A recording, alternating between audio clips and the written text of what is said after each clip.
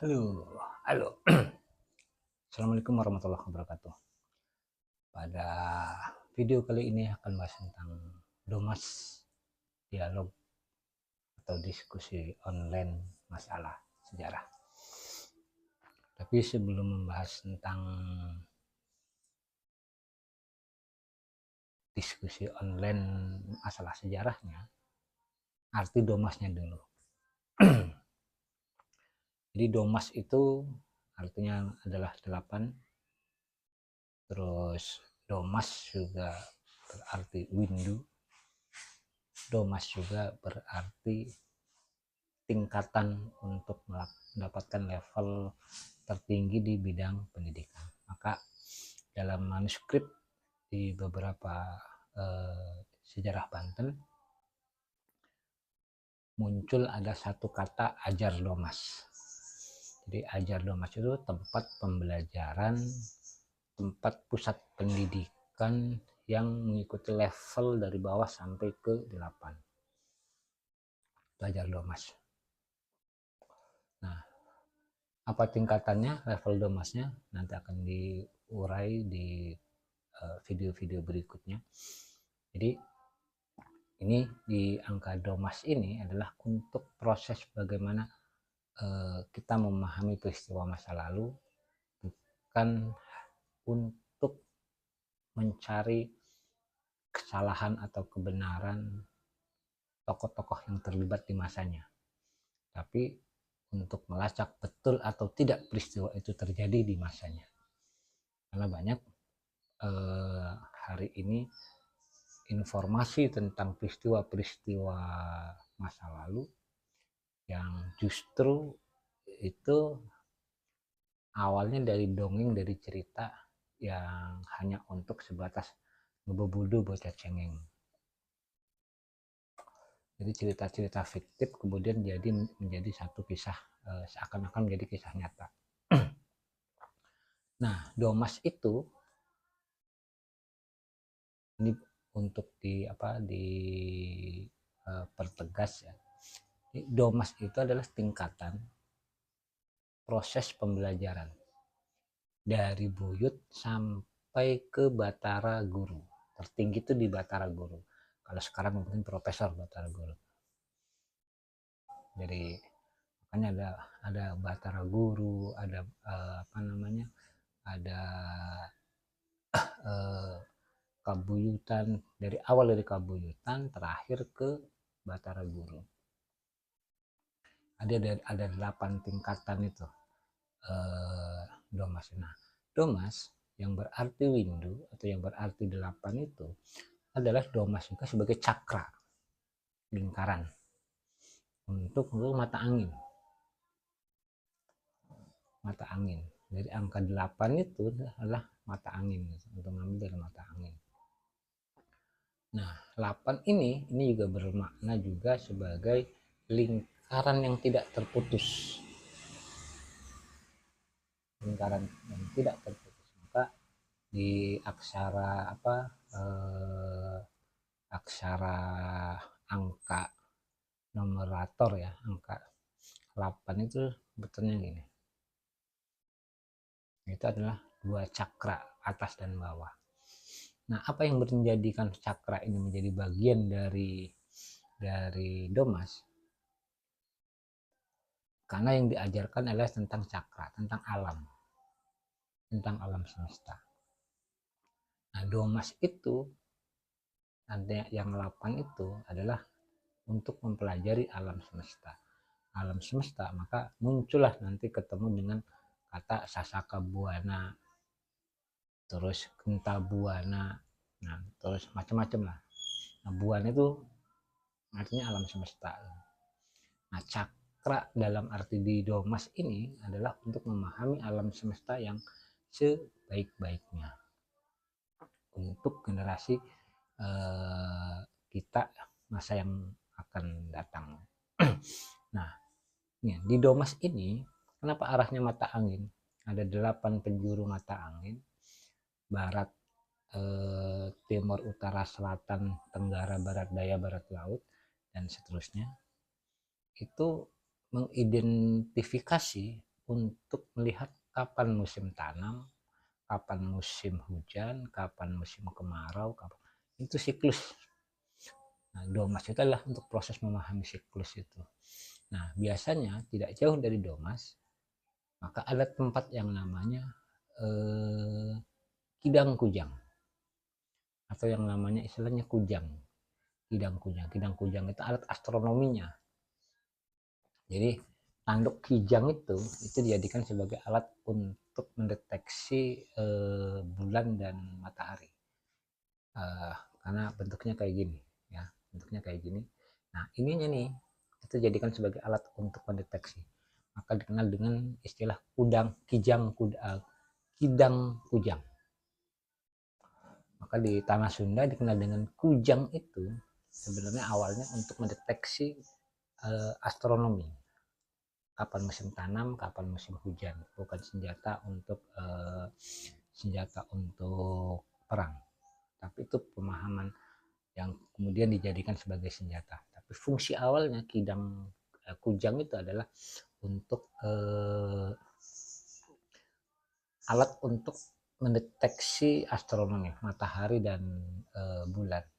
Karena untuk menentukan kapan musim tanam, kapan musim hujan, kapan musim kemarau, kapan musim. Nah, untuk menentukan itu, maka dihitunglah, dicek itu dengan cara cakra domas tadi. Gitu.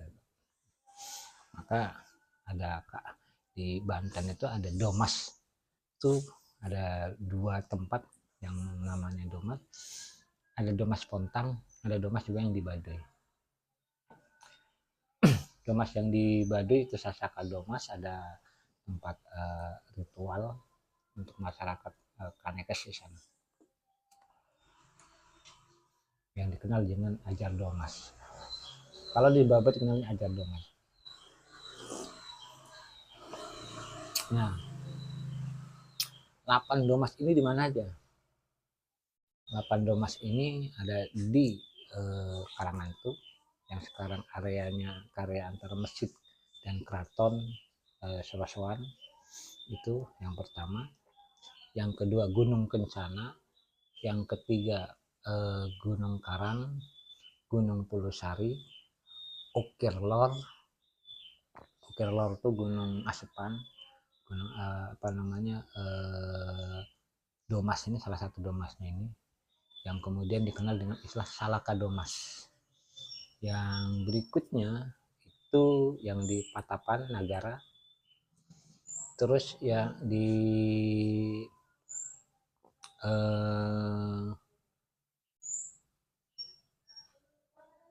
Lebak Cibeduk dan Lebak Kosala, termasuk juga di Baduy. Itu Salaka, yang namanya Salaka Domas. Nah, Salaka itu Sasaka Domas, Sasaka itu tiang. Maka 8 itu 8 penjuru mata angin itu sebutnya tiang. Jadi Salaka Domas. Nah, arti domasnya itu artinya 8. Ajar domas itu 8. Jadi gunung diulangi ya. Ada yang lewat, ada yang lebih. Karena yang Nagara itu perpindahan, karena yang Ukir Lor itu Nagara dan Asepan. Tapi di Ukir Lor itu ada batu pasilan, ada batu patapaan yang di Cekande.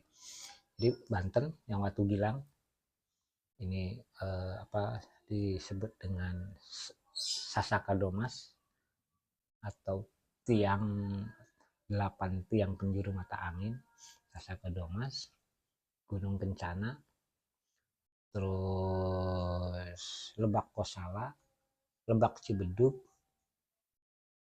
terus Kanekes, Gunung Pulusari, Gunung Karang, terus Ukir Lor. Nah, Ukir Lor ini Ukir Lor Gunung Asepan atau Ukir Lor yang di Cikande atau Nagara, maksudnya itu. Nah, itu di istilah di Sasaka Domas. atau juga dikenal dengan istilah Salaka Domas. Nah, Sasaka itu artinya tiang utama. Maka banyak juga kemudian kalau di masjid-masjid kuno dikenal dengan istilah sesake. Jadi kalau di masjid kan sesakenya 4. Nah, ada tiang 4 di tengah itu dikenal dengan sesake, tiang 4. Nah, di Banten tuh 8. Nah, 4 dalam itu jadi karena ada barat laut, barat daya, tenggara, timur laut, ini dimasukkan. Jadi kalau 4 itu hanya utara, selatan, barat, dan timur.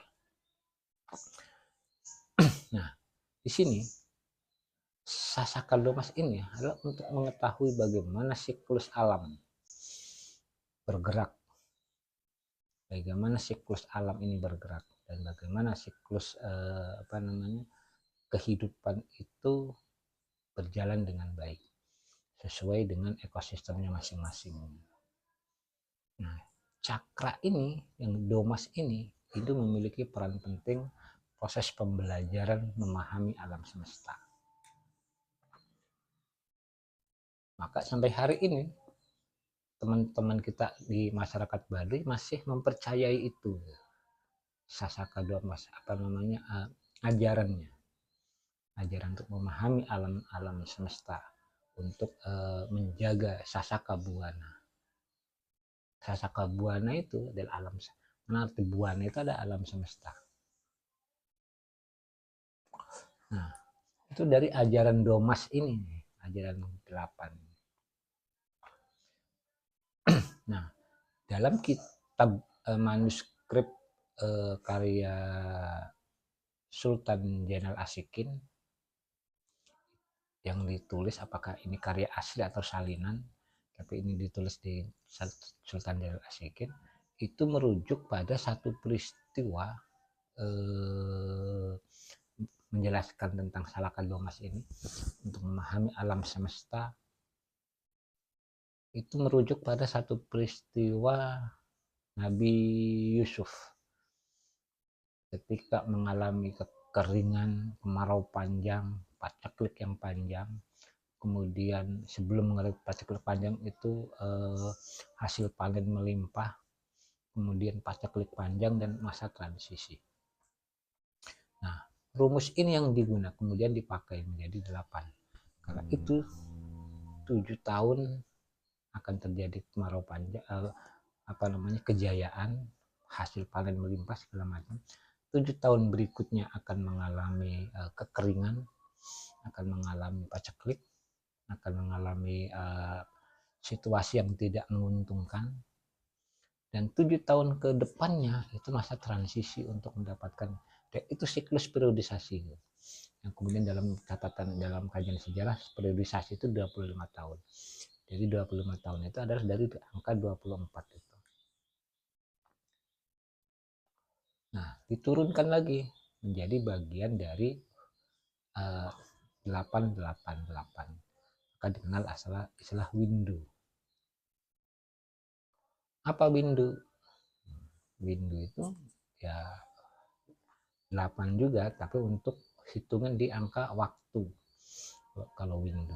Kalau domas itu pemahamannya.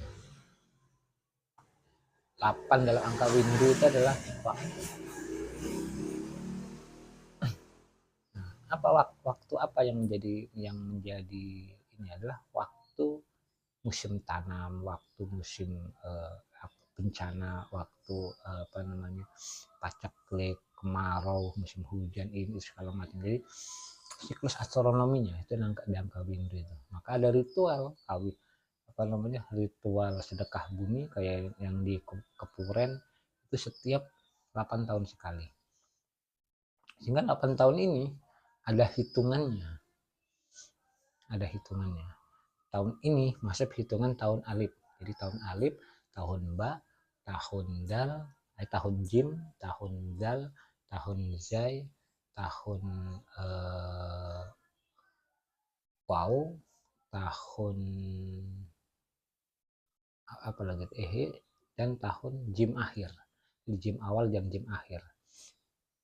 baru masuk ke tahun ke baru lagi, tahun alif lagi. Nah sekarang posisinya tahun alif sampai ketemu di bulan Muharram.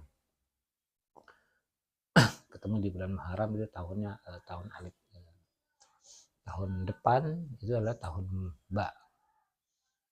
Apa siklusnya? Dan siklus 8 tahun ke depan dari tahun ini, nah menurut catatan itu adalah tingkat kejayaan tentang ekonomi, tentang tentang pertanian. Karena memang dari cakra itu, domas itu menghitungnya dari situ. Nanti 8 tahun ke depannya lagi akan terjadi kemarau. Nah, terus siklus itu diambil dari siklus peristiwa Nabi Yusuf, ajarannya. Peristiwa yang pernah terjadi di Nabi Yusuf itu di manuskrip Sultan Jainal Asyikin. Nah, jadi cakra dan domas ini adalah bagian dari bangun itu, sampai juga nanti ketemu di angka jam. Kenapa jam itu 24 jam waktunya dalam sehari semalam. Di Cina ada istilah istilah yin dan yang. Terus di hampir semua negara di Asia itu memiliki istilah yang berbeda tapi tujuannya adalah sama. Nah itulah domas itu adalah arti yang dari situ. Nah domas di sini nanti akan saya jelaskan, akan saya uraikan, bukan di domas masalah itu lagi, tapi domas adalah yang diskusi online masalah sejarah. Kenapa diskusi online masalah sejarah ini harus diberikan pemahaman ke masyarakat, berbagi informasi, berbagi pengetahuan, karena sekarang banyak berkembang informasi-informasi tentang sejarah, informasi-informasi tentang masa lalu, justru merasa seakan-akan informasi itu benar adanya, tanpa dibuktikan dengan dokumen-dokumen, tanpa bukti-bukti atau yang ada sebagai bukti tertulisnya. Karena kalau yang disebut dengan sejarah itu ada bukti tertulis. Karena disebut dengan sejarah itu sejak ditemukannya tulisan. Kalau belum ditemukannya tulisan, kalau belum ditemukannya itu belum dianggap sebagai masyarakat zaman sejarah. Masih dianggap sebagai zaman purba, zaman purwa. Kenapa? Karena setiap pemerintahan pasti ada oret-oretannya, pasti ada tulisannya, pasti ada prasasti untuk menunjukkan kekuasaannya.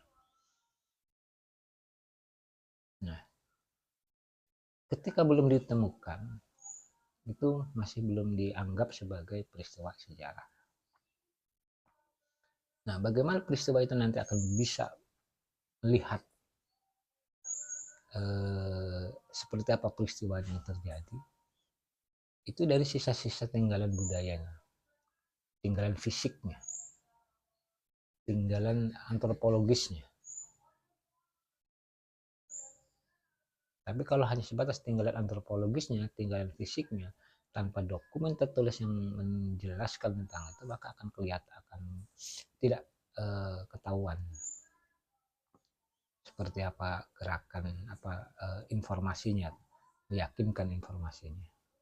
Banyak peristiwa di berbagai daerah, peristiwanya tidak ada, tapi informasinya berkembang dengan baik seakan-akan peristiwa itu terjadi pada masanya. Nah, kajian sejarah itu bukan ke ranah situ.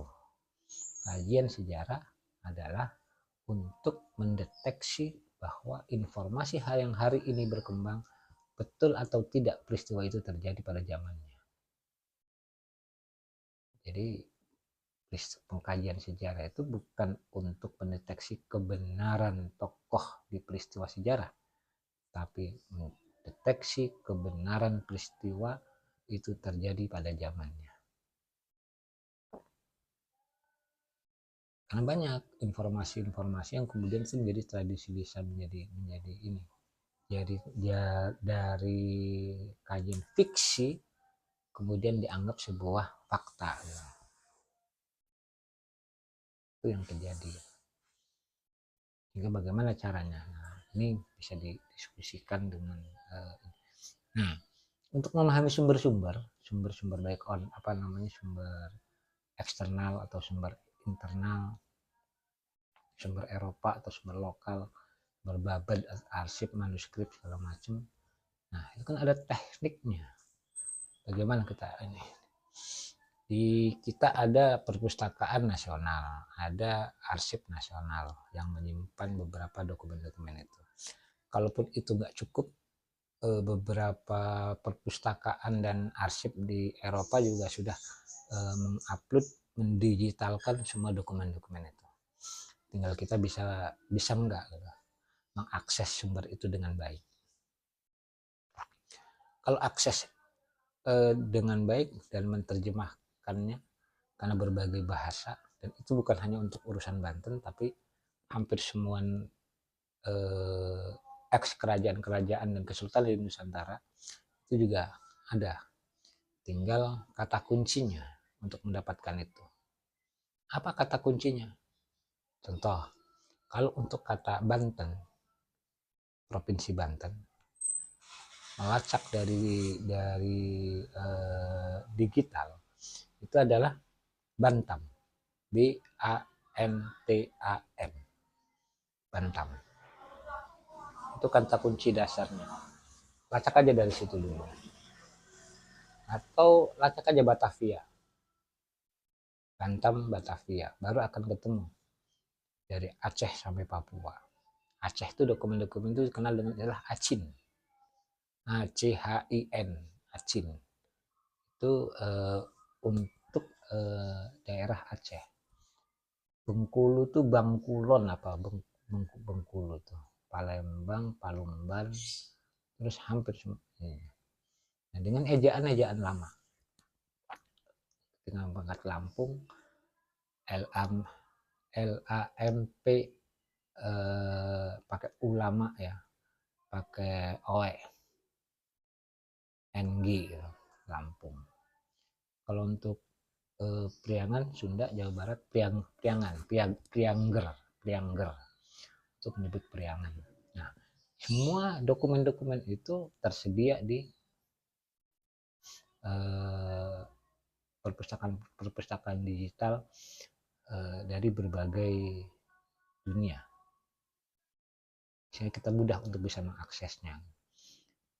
Mudah-mudahan sekarang masih ada yang gratisan loh.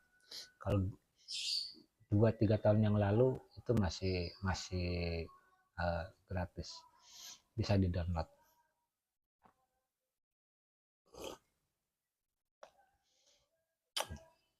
Nah, di situ jangan langsung percaya terhadap sumber itu.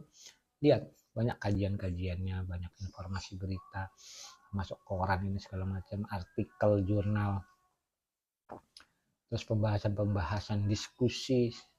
Karena dalam setiap peristiwa yang terjadi itu ada diskusi-diskusi yang ditulis dalam media untuk melacak tingkat untuk menentukan arah kebijakan supaya jangan sampai terjadi peristiwa yang sama. Itu banyak diskusi-diskusinya, sehingga kita bisa menganalisa dari situ tentang peristiwa masa lalu, benar atau tidaknya. Yang paling banyak informasinya adalah peristiwa Sultan Haji dan Ageng Tirtayasa, atau dikenal dengan istilah perang saudara, atau dikenal dengan istilah Orlog in Bantam 1682. Nah, itu paling banyak tuh, baik koran, artikel, jurnal, hampir 1 abad itu dibahas. Setiap hari dibahas di beberapa media-media Eropa. Sampai tahun 1930 pun masih tetap dibahas. Diulas terus gitu. Nah, ini bisa dilihat dari informasi-informasi itu. Jadi sejarah itu bukan untuk mencari kebenaran tokoh, tapi untuk mencari kebenaran peristiwa itu terjadi atau tidak. Dibuktikan dengan dokumen sejaman, dibuktikan dengan informasi eksternal, dibuktikan dengan antropologis dan fisiknya, tinggalan budayanya, baik yang fisik maupun antropologisnya, kayak cagar budaya segala macam. Nah, kenapa dibutuhkan dengan sumber eksternal untuk Banten? Nah, khusus untuk Banten, sumber internalnya yang tidak ada, tapi sumber eksternalnya yang banyak. Sumber internalnya tuh nggak ada. Manuskrip bicara tentang sejarah Banten itu, manuskrip ini segala macam, itu baru ditulis tahun 1711. Sementara peristiwanya sejak zaman Maulana Hasanuddin atau sebelumnya. Tidak ada manuskrip yang sejaman yang lebih itu. Belum diketemukan. Tapi kalau manuskrip di tahun 1600, 1700-an itu ada. Maka ada tokoh yang namanya Syekh Jamal. Syekh Jamal itu seorang guru ahli ilmu linguistik, ahli ilmu bahasa Arab. Syekh Jamal, dan ahli sorab dan ahli nahu. Dan itu kan tidak pernah tercatat dalam sumber-sumber lokal di sini. Tapi sumber eksternal banyak menulis tentang tokoh itu. Itu di fase Sultan Muhammad, Maulana Muhammad. Beliau adalah tokoh yang untuk mengulas, mempelajari tata bahasa Arab yang baik dan benar. Namanya Syekh Jamal. Nah, ini informasi itu nggak ada dalam sumber lokal. Karena memang sumber lokalnya yang tidak tersedia. Arsip, baik arsip maupun manuskrip. Tapi sumber eksternalnya ada. Bercerita tentang itu, dan sumber eksternalnya juga sejaman informasinya. Karena bicara tentang hasil karyanya. Tidak disimpan oleh masyarakat lokal. Tidak disimpan oleh masyarakat lokal. Tidak disimpan oleh masyarakat Bantennya. Ya, tapi di luar itu ada. Apakah memang ini dijual oleh anak cucunya? Generasi, karena dari tahun 1900 itu banyak manuskrip, banyak dokumen, banyak segala macam, itu dijual ke orang Belanda. Dokumen-dokumen itu. Kalau yang dijual ke pemerintahan, mungkin masih bisa kita akses lewat perpustakaan nasional, arsip nasional, atau perpustakaan Eropa. Mungkin masih bisa kita lacak kalau dijualnya ke pemerintah saat itu. Tapi kalau dijualnya ke kolektor, kita nggak tahu masih ada atau tidak sumber itu. Nah, inilah akan menjadi masalah-masalah tentang sejarah, tentang kebudayaan yang lain. Nah, itu mungkin sedikit ulasan. Nanti besok akan membahas tentang yang lain. Tetap pantengin terus, dukung channel ini supaya bisa memberikan edukasi tentang peristiwa sejarah, bagaimana cara mendapatkan sumber sejarah yang sejaman, bagaimana cara memahami sumber eksternal dan sumber internal, atau tokoh toponimi dan sebagainya. Mudah-mudahan bermanfaat. Terima kasih. Salam sejarah, salam budaya. Akhir kata, assalamualaikum warahmatullahi wabarakatuh.